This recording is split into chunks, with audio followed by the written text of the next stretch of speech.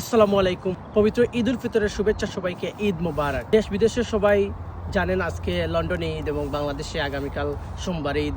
So আজকের এই ঈদের দিনে আমি আসছি আমার দাদুর কবর জিয়ারত করতে। অ্যান্ড এখান থেকে একটি মেসেজ আপনাদের সবাইকে দিতে চাই, প্রত্যেককেই একদিন না একদিন কবরে যেতে হবে।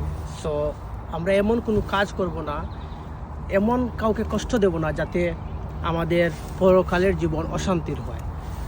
আর দেখতে পাচ্ছেন এসব জায়গায় আসলে মনটা শীতল হয়ে যায়, আফসোস লাগে, নিজের প্রতি নিজেকে খুবই ঘৃণা হয়, কারণ আমাদের গুনার পাল্লা ভারী, আমাদের গুনার শেষ নেই। এই হচ্ছে কি আমার দাদুর কবর।